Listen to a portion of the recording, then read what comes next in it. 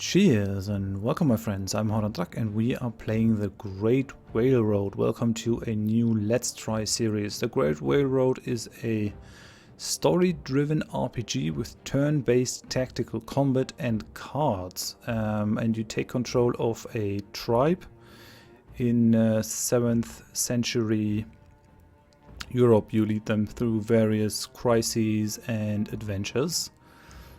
Sunburned Games, the developer, has been so kind as to give me a preview copy. The game is in early access, so there are some caveats to this. Obviously, some content is still missing. The game is still in development.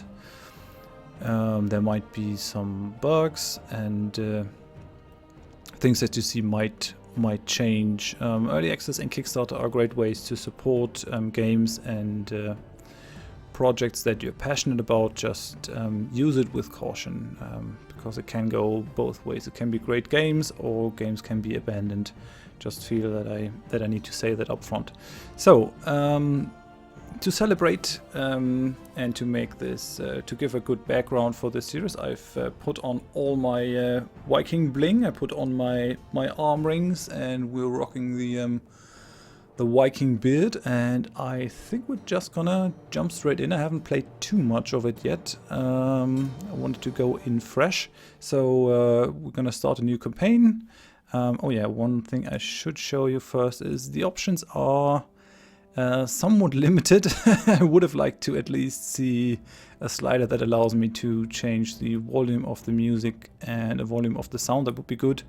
And currently you can also not select a resolution. That would be good if that were to come, but I'm confident that they're gonna put it in. Let's hope so. So let's jump into the campaign. So first we're gonna select our culture. We can select the Danes, and then there are a couple more cultures that are gonna come soon. I've read that they are gonna bring the Northumbrians, the Franks, and the Picts as playable cultures as well in the future. So the Danes settling in Ifarstead are hardy folks, and they have to be. The hamlet is close to the Saxon borderlands, and they aren't far from a major trading route which connects Dorestad in the south, that's in Frisia, with Ribe in the north. All this makes it a prime target for opportunistic or cross-border raids. Okay, so let's start our journey.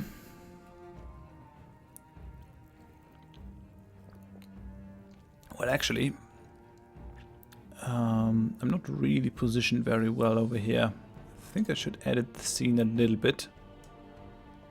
Just make myself a little bit smaller.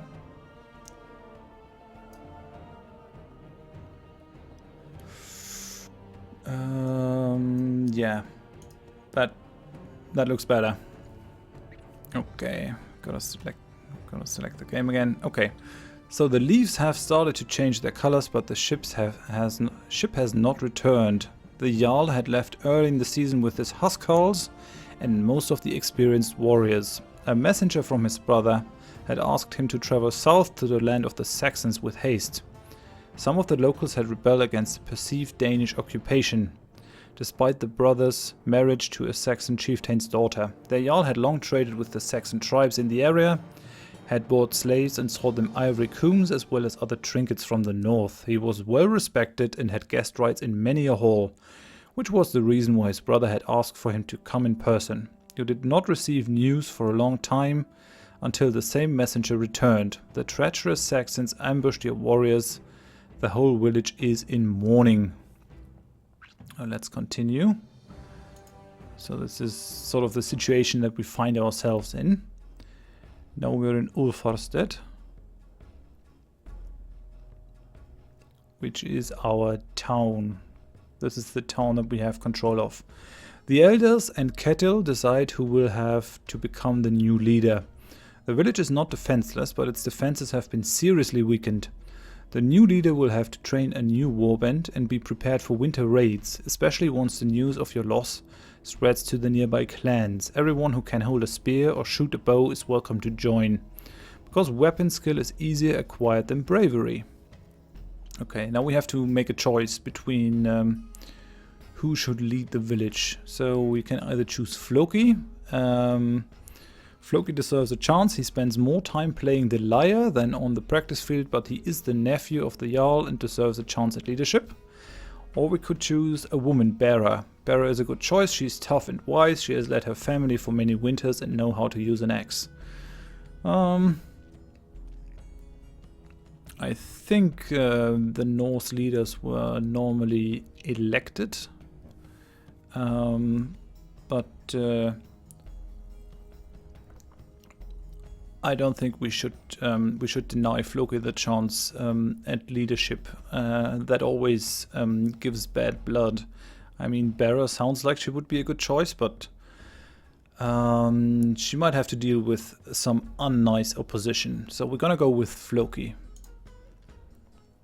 Someone gives you an old but well-oiled blade. Together with everyone in the hall, you swear that you will not rest until the dead have been revenged. Your oath is to Odin, but some of you follow other gods. Everyone shouts Floki and then quickly loses interest as the drinking starts. So this seems to be a true Viking feast. Okay, now we can do the winter planning. The winter meeting of the clan is where you will plan the development of your settlement. This is, I'm just going to show you this while we play. I'm not going to go through this. Yeah, that's fine. Okay, so what we can do is we basically have to tell our clan how they should conduct themselves for the next season. You can see that we have 10 focus points, and over here you can see how that how the allocation of those focus points changes our stats. So if I were to increase the allocation of points to farming, or if we were to focus solely on farming, then we would get more farmers, and we would also gain more food stocks. And all these things have different benefits. So the first three, farming, husbandry, and hunting, give us food. Hunting also gives pelts that we can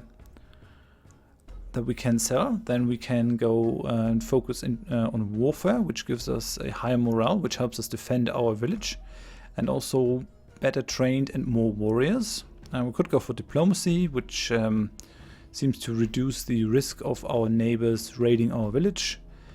And we could go for traditions, which I think means that our population grows quicker, more children survive, and the people are happier. And we could also go for craftsmanship, which lets, which means that we're concentrating on building more stuff over the winter that we can sell. Oh yeah, and we also need that to build boats and longships. We start out with one longship, and we can upgrade that if we have enough supplies. You can see that the symbol over here and the symbol over here is the same. Now, since our leader died, our Jarl, or at least our Jarl has not come back yet. We just have to assume that he's dead. We're gonna go more into warfare because we might appear fairly weak to the other clans. You can see that we still have a good amount of food stock, so we're expecting 2,100 winter stocks and 1,919 summer stocks, and we need only 1,300. So I think that might be fine. Let's send some people to hunting so they can sell pelts. I think that would be good. This only increases our food stock in a minor way, it would seem. Let's go one into craftsmanship, and I think it would be wise to go into traditions, especially with Floki having maybe a bit of a weaker claim to the Jarlship.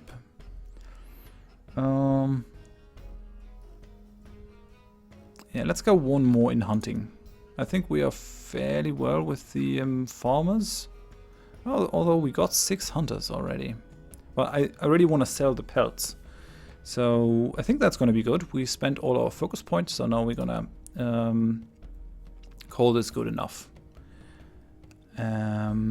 Winter has arrived. The weather at land might still be pleasant enough, but the whale road turns into an angry and fickle beast once the leaves change color. Okay, so we passed that one season. You can see that our village is now entombed in snow. Winter storm has been lying over the islands for days. Rain from the Nordsee, I think, yeah, Nordsee, just like you say it in German, has been falling continuously. Neither men nor livestock enjoy being drenched. Miserable and cold. The smell of wet wool and wet animals mixes with the smoke of the cooking fires. You need to improve the mood of the villagers before there's trouble. Now I can see that we do have a couple of followers. This is Ketil, the oldest warrior in the town. I think this is Bera, the woman that we could have elected.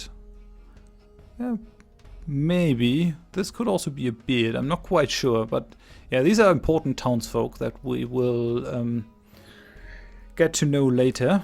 And they have different suggestions. So we could have... we've brewed a lot of winter ale. Let's have a drinking contest before it goes sour. You are already drinking every day. Let's compete with poetry, is this guy's advice. And this person says, let's have a wrestling competition.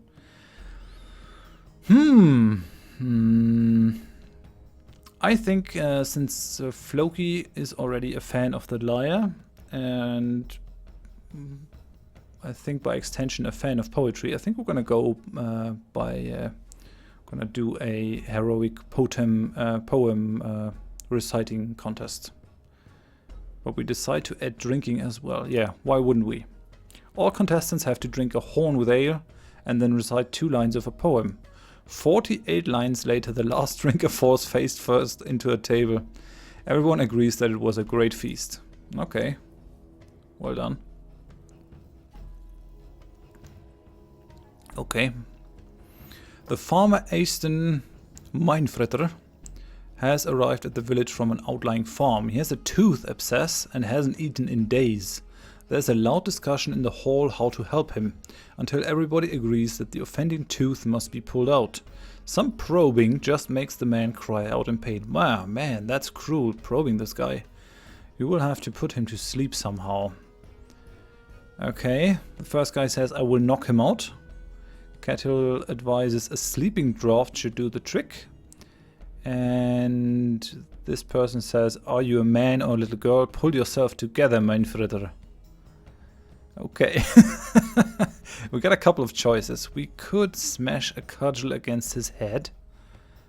We seem to put a sword into his hand just in case, maybe so that he can die while having a weapon in his hand, so he can reach Valhalla.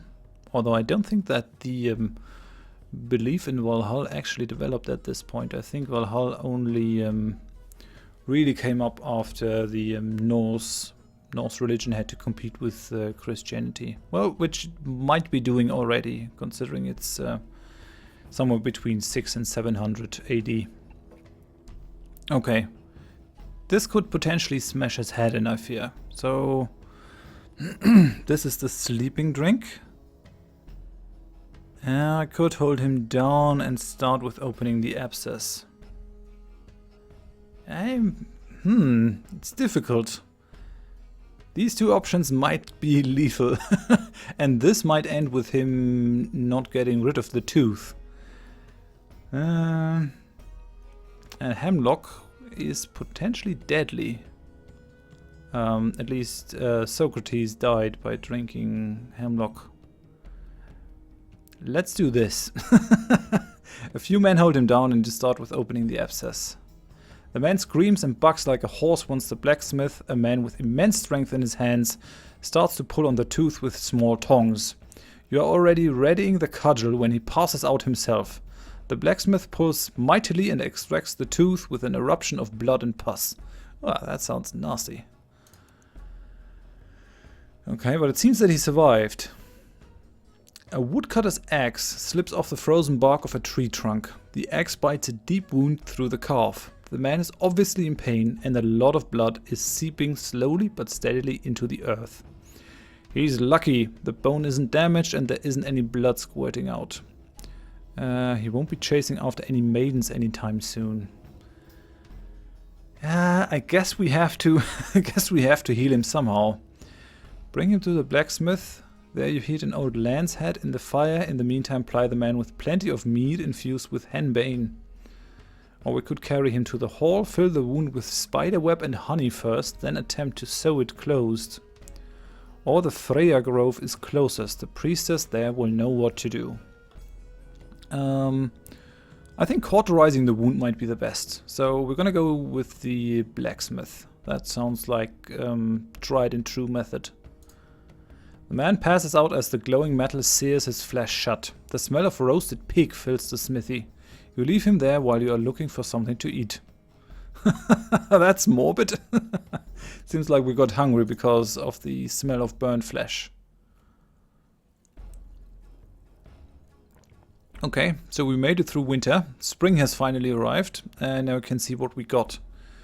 Ooh, that's not good. We lost a farmer and we lost a shepherd. We gained a hunter, and we gained 4 warriors, which is good.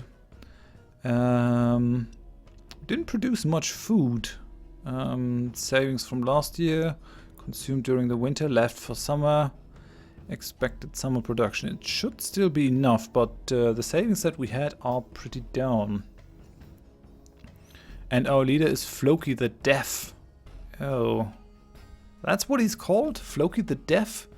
Maybe his talents with the lyre are really bad. The Skald sings songs about your deeds, and everyone in the Longhouse drinks to your health. Okay then. Okay, home settlement. Ulfarstead is your home settlement. Oh yeah, this is the tutorial. I'm just gonna show you what these things do. So we do have our settlement storage up here, where you can see what we have and what we produced over winter. So we got some horn combs, we got some amber, we got some mead, some food, some supplies for repairing ships and stuff, and we got some pelts. And these are, I think, used for trading and stuff, so that should be good. And then we got our war band. So these are the people that we will be fighting the turn-based battles with. So we got Baugi, who is a... Oh no, that is his name, Jotun. Okay, he is a heavy. These guys have different classes. So we got the heavy. We got the assault, and we got the support. This is us, Floki the Deaf. And we can equip these guys with different stuff. So this guy has a heavy warrior coat. You can see that this gives him 2 HP and 2 defense. We could try to give him something else, like a Huskal armor, which seems to reduce, or which gives increased protection against stunning, broken ribs, and broken shield arm. And we will have to decide who we take with us on our journeys. Bearer the Grumpy. Then we got Ketil the Steadfast. We got Hild the Foulmouth. What's her deal? Hild, only daughter of a local farmer, returned home after her last band of admirers and pirates met a bloody end. Swears a lot. Okay, I like her. What about Floki? Floki prefers the lyre to the sword, but that does not mean that he can't handle himself with in a fight. As part of the extended family of a Danish underking, he has been trained with spear, sword, and axe from a young age. And obviously we could change his weapon equipment, although it doesn't look like I can. We only got a short axe. Okay. Hild does have a Ashen War Spear and a Huskal armor. So I think Ketil and Hild are our best fighters. They seem to be the heaviest hitters, or at least those with the highest defense, as you can see over here. 4 and 4. Oh, this guy has also 4. I think she has, yeah, she only has a defense of 1, but an attack of 4, which is quite nice. And Floki has an attack of 5, but a defense of 2. And then you get range. You can see that the persons with spears, they have a range of 2, so they can attack the enemy from further away, which is quite interesting. And obviously the blacksmith, we can use that to improve the weapons of our people. So she already has an Ashen War Spear, but we could give this guy an Ashen War Spear, or we could give Ketil an Ashen War Spear. I think I'm gonna do that. I think I will... Yeah, maybe we need the money. Maybe not. We can buy a war axe, oak club. The hunting knife I think is worse than what he has. So we're not gonna buy that. It's kind of a moot point. Yeah, let's give Ketil the Ashen War Spear. Okay. I think I have to equip it as well. So, here. I have the Ashen War Spear. So that's good. Other than that, we have our longship over here. You can see that we have different stats. We will be able to upgrade our ship. Could upgrade it to a large longship. It seems that that is going to happen, but we don't have the trade goods. I think this is the supplies. We would need 90 and we only got 25. The other values are fine, but we will need to collect a couple more trade goods to upgrade it. And what we want to do is... Oh wait, I wanted to show you the map. So we're here. This is our place, Ulfrastedt, and we have to go to Dunkirk. There's our ship, and if I zoom out... Oh, I can't. Oh, yeah, that is how you move the map. So you can see that the old kingdom of Bernicia is still existing, the old Northumbrian kingdom. Over here is Pictland. The southern English kingdoms are a bit more splintered than later. There's Francia, there's Frisia, and there is Saxony. And yeah, I think our quest tells us that we should go to Dunkirk, seat of the Danish Underking of West Jutland, used by ships to rest on their way to and from Ribe. Some folks prefer to the hustle and bustle of Ribe, so there is some trade and deals. Some trade and deals can be found. They have a couple of available goods over there. I think this signifies slaves. I'm not sure though. And they recommend a large longship, but I don't have one. And that is for our quest. So the more experienced warriors will share their knowledge with us. We have to learn a lot, and the new warband with us embark on our first sea journey. So that is what we're going to do in the next episode, I think. We're going to take our warriors and we're going to make our way to Dunkirk. But for now, I'm going to end it at this point. Thank you very much for watching. If you enjoyed it, leave a like. Especially appreciated in the first episode of a series. If you want to see more of the series and are not already subscribed, please consider subscribing. And I hope you join me next time. Thanks and bye-bye.